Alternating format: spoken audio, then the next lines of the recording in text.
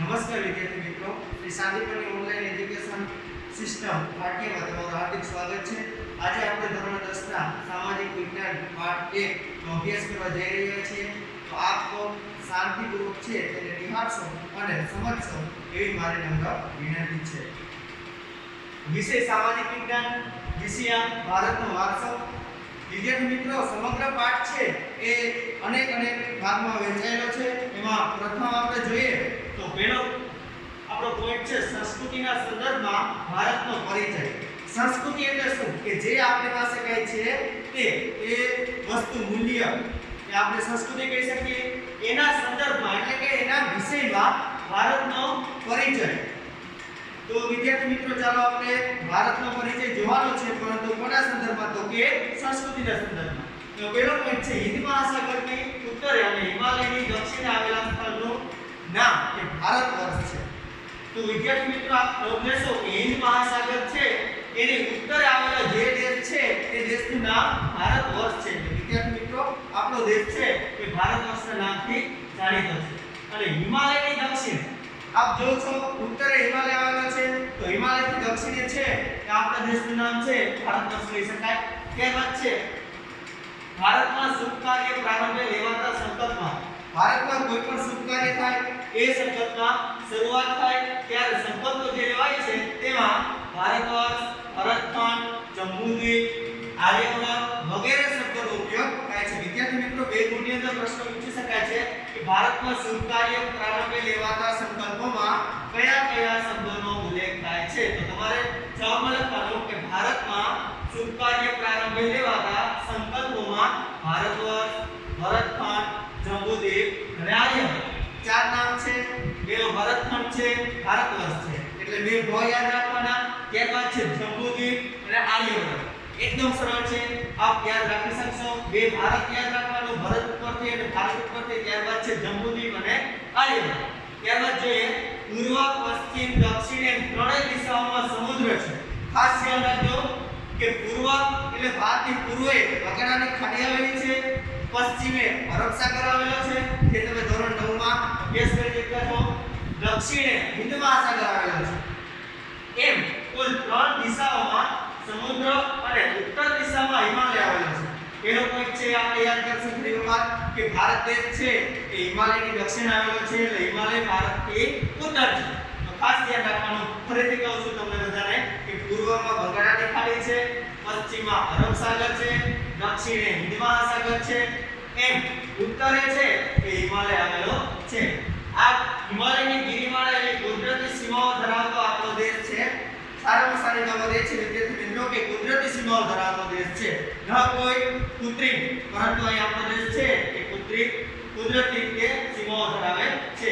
એકદમ ભગવાનનું એવું સર્જન છે કે જેને ત્રણેય બાજુ છે સમુદ્ર આવેલો છે અને ઉપર છે એ સરસ મજાની હિમાલયની ગિરિમાળા છે। આપણા દેશની સમૃદ્ધિથી આકર્ષાઈને અનેક વિદેશી પ્રજાઓ વ્યાપાર કરવા આવે।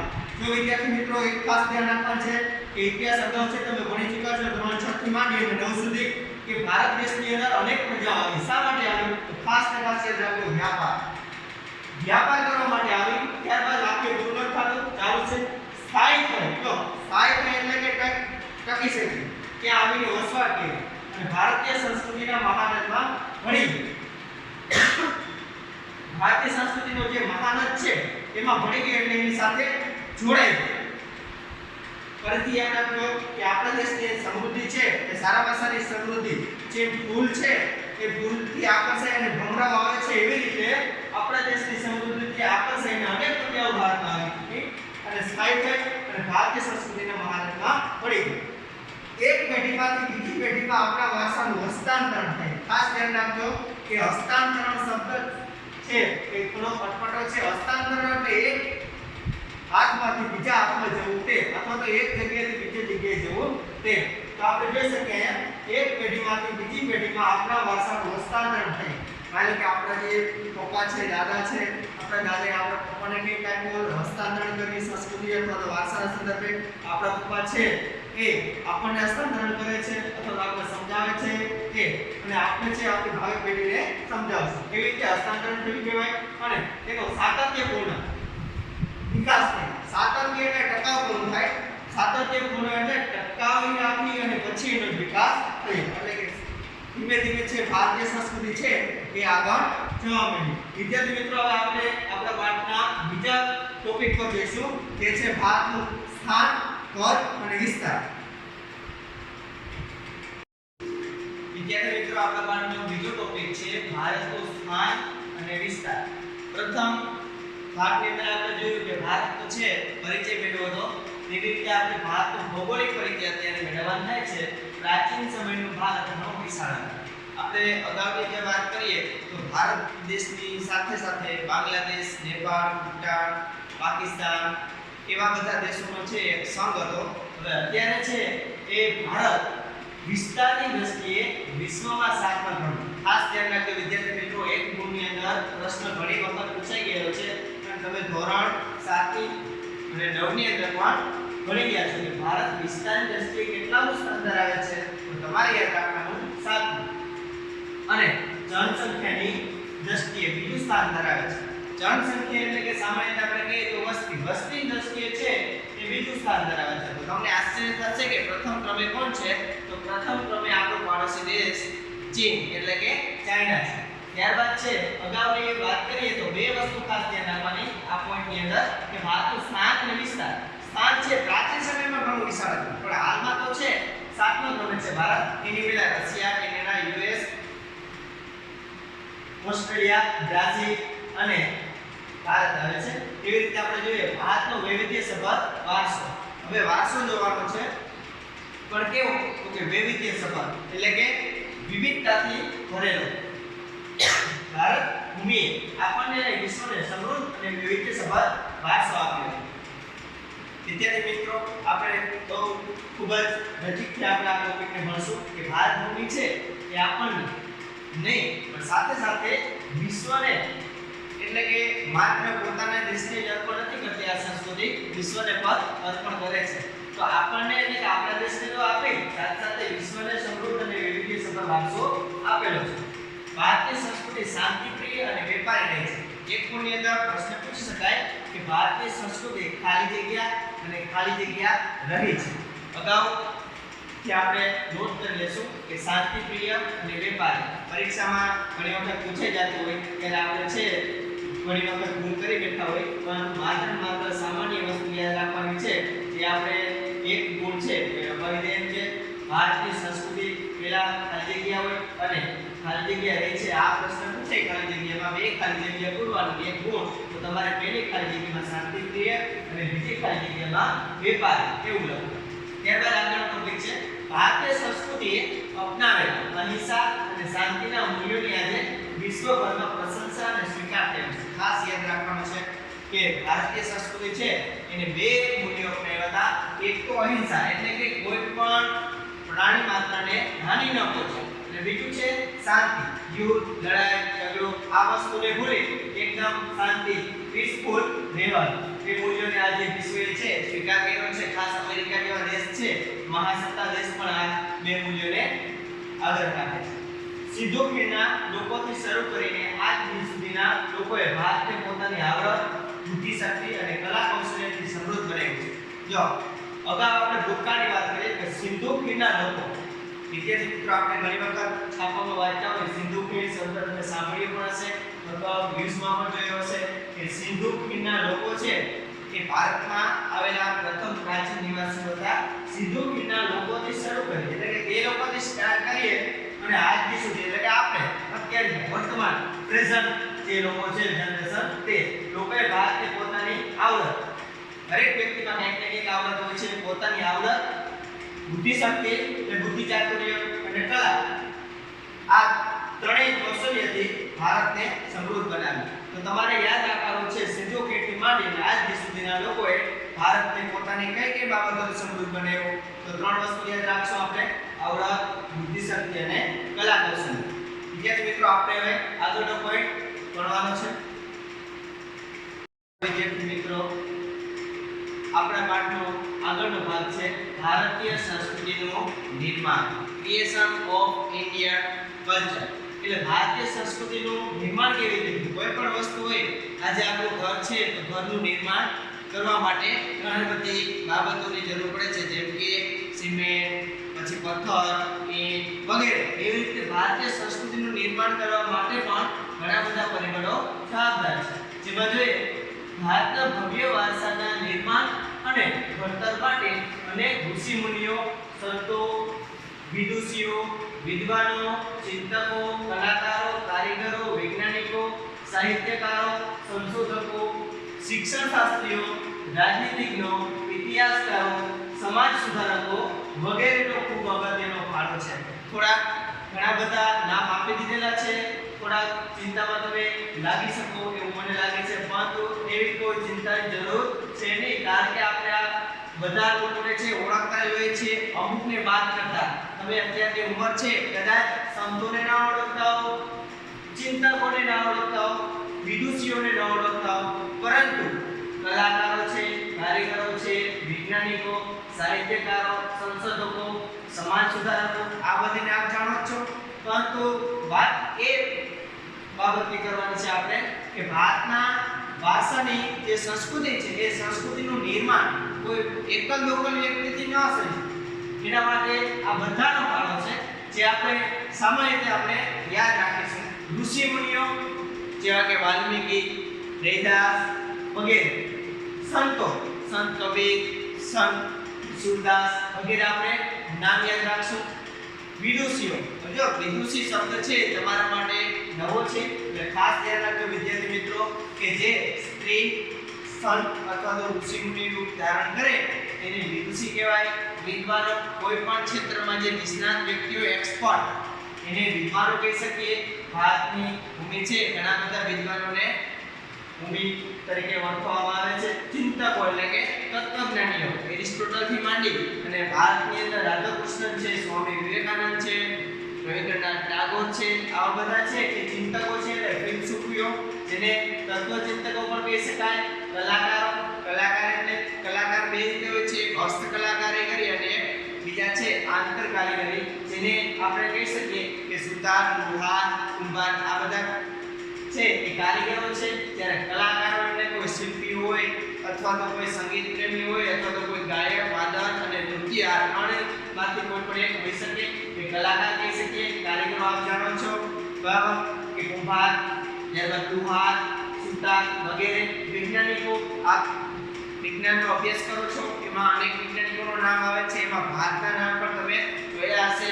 ડોક્ટર હોમી બાબા, ત્યારબાદ છે ડોક્ટર વિક્રમ સારાભાઈ, આવા નામ છે આપણે જાણતા હોય છે. તો વૈજ્ઞાનિકોનો ફાળો પણ છે.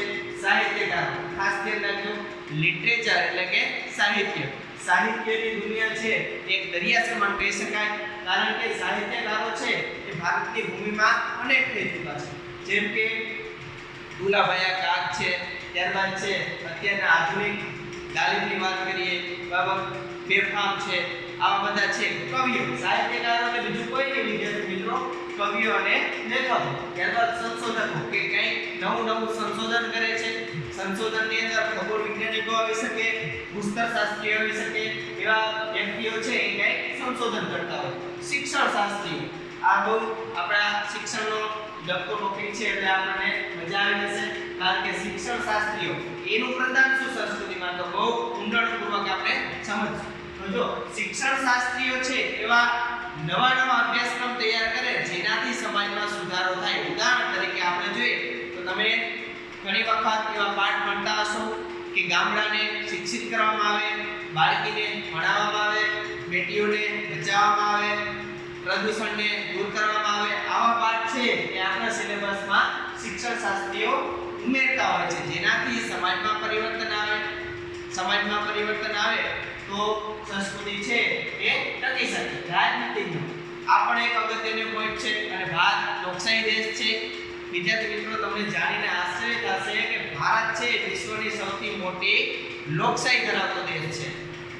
એટલે કે જે ભારતના રાજનેતાઓ છે, રાજનીતિજ્ઞો છે, એ એવા નિર્ણય લે, એવા રાજકીય નિર્ણયો લે જેનાથી સંસ્કૃતિ છે એ ટકી શકે અને વારસો છે એ આગળ વધી શકે. ઇતિહાસકાર, તમને જાણીને આશ્ચર્ય થશે કે ભારતની અંદર ઇતિહાસકારો છે એ આજથી લગભગ 5000 વર્ષ પહેલાની જે ઘટનાઓ છે એનું અવલોકન કરી રહ્યા છે. ઉદાહરણ તરીકે મોહેંજો-દડો, ત્યારબાદ છે હડપ્પા, આવા બધા છે એ સંશોધન થયા છે. તો એનો મૂળ છે ઇતિહાસમાં. ઇતિહાસ એટલે ઇતિ એટલે આસ એટલે હતું, ઇતિહાસ. વિદ્યાર્થી મિત્રો, ઇતિહાસ બહુ ઇન્ટરેસ્ટિંગ સબ્જેક્ટ છે, જેના પિતા તરીકે હિરોડોટસ છે એ ઓળખાય છે. સમાજ સુધારકો. સમાજ સુધારકોમાં તમને યાદ હશે કે બાળકીને દૂધપીતી કરવી, બાળ લગ્ન કરવા, વિધવા પુનઃ લગ્ન પર પ્રતિબંધ, સતી પ્રથા, આવા અનેક કુરિવાજો ભારતની અંદર જોવા મળતા હતા. તે સમાજ સુધારકો દ્વારા. સમાજ સુધારક એટલે સમાજને સુધારનાર. સમાજને સુધારવું એટલે કે સમાજના જે મૂલ્યો છે એ જાળવી રાખવા અને સમાજમાં જે નેગેટિવ વસ્તુ છે, ઉદાહરણ તરીકે અંગ્રેજોના સમયમાં રાજા રામમોહન રાય, તમને યાદ હશે, એ સમાજ સુધારક આપણે યાદ કરી શકીએ કે જેને સતી પ્રથા એટલે કે જેના પતિ છે એ મૃત્યુ પામી જાય પછી એ પત્ની હોય એટલે કે બેન હોય એને પણ સાથે સાથે સળગી જવાનો આ જે ક્રૂર રિવાજ હતો તેના ઉપર પ્રતિબંધ મૂક્યો. સાથે સાથે બાળ લગ્ન, નાની વયે બાળકોના લગ્ન કરી દેવા, બાળકીને અપમાનજનક દૂધપીતી કરવાનો રિવાજ હતો. આવા રિવાજો છે એ સમાજ સુધારકો દ્વારા કાઢી નાખવામાં આવ્યા. આ વગેરેનો ખૂબ અગત્યનો ફાળો છે. એટલે ખાસ ધ્યાન રાખજો, બે ગુણની અંદર પ્રશ્ન અનેક વાર છે કે પરીક્ષામાં પ્રથમ પરીક્ષામાં પૂછે છે. આપણે અત્યારે ટાર્ગેટ પ્રથમ પરીક્ષા રાખવાની છે, કારણ કે બોર્ડની પરીક્ષામાં આ પાઠમાંથી માત્ર 2 ગુણનો અને 4 ગુણનો પ્રશ્ન 3 ગુણનો પ્રશ્ન પૂછી શકાય. એટલે કે આપણે એમ માની ન ચાલી જઈએ કે વાર્ષિક પરીક્ષાના અનુસંધાનમાં તૈયારી, કારણ કે પ્રથમ પરીક્ષાનો સિલેબસ શોર્ટ હોય એટલે કે બ્લુપ્રિન્ટ પ્રમાણે પૂછાતું નથી. એટલે પ્રથમ પરીક્ષામાં તમારે બધું જ યાદ રાખવું પડશે. એમાં ખાસ યાદ રાખજો, પ્રશ્ન ઘણી વખત પૂછાઈ ગયો છે એક્ઝામમાં, એટલે તમને વારંવાર ટકોર કરું છું કે ભારતના ભવ્ય વારસાના નિર્માણ અને ઘડતર માટે કોણ જવાબદાર છે અથવા તો કોનો ફાળો અગત્યનો છે. તો ફરી યાદ કરી લઈએ. ઋષિમુનિઓ, સંતો, વિદુષીઓ, વિદ્વાનો, ચિંતકો, કલાકારો, કારીગરો, વૈજ્ઞાનિકો, સાહિત્યકારો, સંશોધકો, શિક્ષણશાસ્ત્રીઓ, રાજનીતિકો, ઇતિહાસકારો, સમાજ સુધારકો વગેરે યાદ રાખી શકે. આમાંથી કદાચ 1-2 ભૂલાઈ જાય તો ચાલશે, પરંતુ ઓછામાં ઓછા 5 નામ તો તમારે યાદ રાખવા પડે. એટલે આપણે બધા યાદ રાખશું તો અંતે પરીક્ષાની અંદર એકાદું ભૂલાઈ જાય તો પણ વાંધો ન આવે. ત્યારબાદ અગત્યનો બીજો પોઈન્ટ છે ધર્મ, કલા, ચિત્ર, બોલી, પહેરવેશ અને રીત રિવાજો વગેરે પણ ભારતને મળ્યા છે. ધર્મ વિશ્વની અંદર અત્યારની હાલની પરિસ્થિતિ છે, વર્તમાન સમયની અંદર 11 ધર્મો છે. એ 11 ધર્મોમાંથી ભારતે 4 ધર્મોનું ઉદ્ભવ સ્થાન છે: હિન્દુ, બૌદ્ધ, જૈન અને શીખ. પરિવાર યાદ રાખવા ઓરિજિનલ વસ્તુ છે કે ભારત છે એ 4 ધર્મનું ઉદ્ભવ સ્થાન માનવામાં આવે છે અને ભારત બિન સાંપ્રદાયિક દેશ છે, એટલે કે ભારતનો કોઈ પણ ધર્મ તમે પાડી શકો. કલાના 2 પ્રકાર છે: હસ્ત અને લલિત કલા. ચિત્ર દ્વારા પણ ઘણી બધી મનોકામના છે આપણે વ્યક્ત કરી શકીએ કે શિલ્પી છે પોતાના મનના ભાવો છે એમાં આલેખતો હોય છે, અથવા તો ચિત્રકાર આલેખતો હોય છે. બોલી અને ભાષા બે શબ્દો અલગ છે, ખાસ ધ્યાન રાખજો. આપણે પાણીને વોટર કહીએ એ ભાષા છે, જ્યારે પાણીને પોણી કહીએ એ બોલી છે. તમે અગાડી જે ટેક્સ્ટબુક છે આપણે ધોરણ 9 ના ગુજરાતીની અંદર એમાં ઘણી બધી વખત છે એ પાણીને પોણી અથવા તો શાકભાજીને બકાલું એવા શબ્દો પણ વાપરવામાં આવે છે. પહેરવેશ. વિદ્યાર્થી મિત્રો, પહેરવેશ પણ ખાસ અગત્યનો પોશાક છે, અગત્યનો પોઈન્ટ બને છે ભાષાના નિર્માણ માટે, કારણ કે લોકો કેવું દેખાવ છે, બાહ્ય દેખાવ, એના ઉપરથી તેની સંસ્કૃતિ વિશે આપણે અનુમાન લગાવી શકીએ.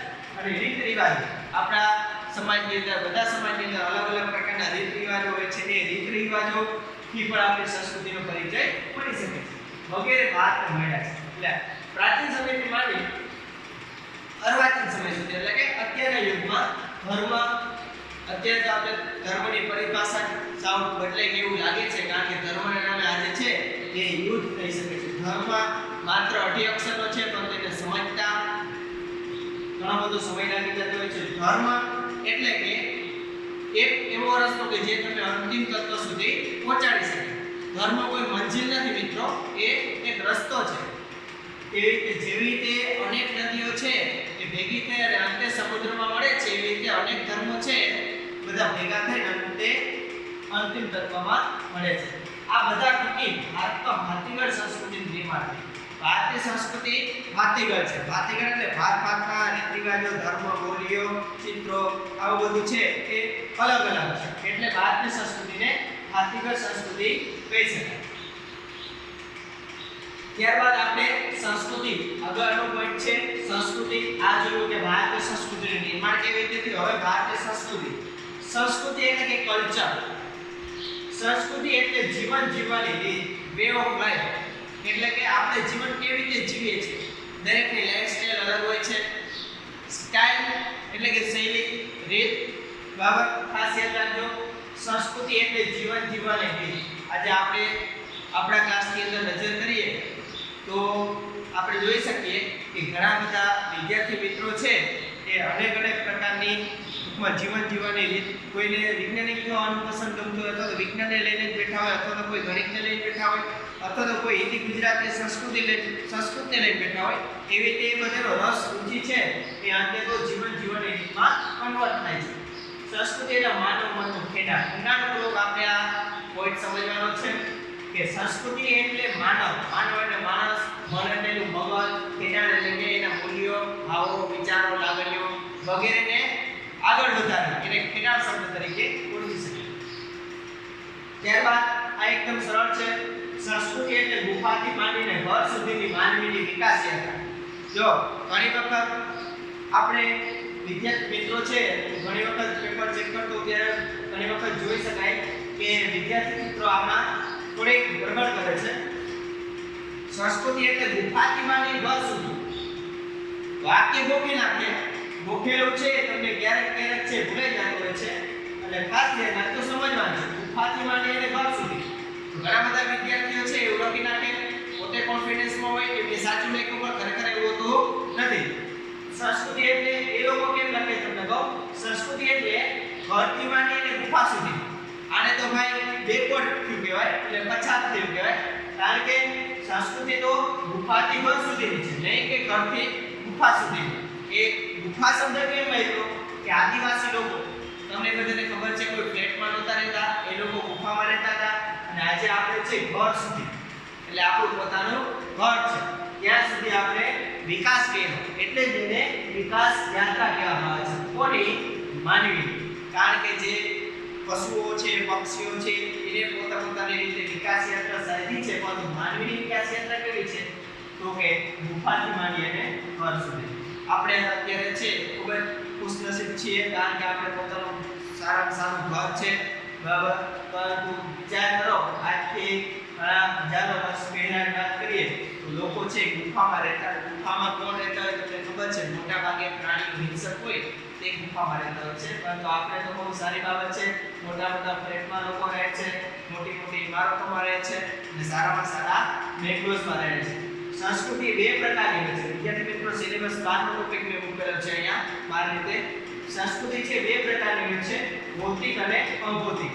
સંસ્કૃતિના બે ભાગ છે, એક ભૌતિક અને એક અભૌતિક. જો આપણને આપણા માતા-પિતા તરફથી બે પ્રકારની સંસ્કૃતિ મળે છે.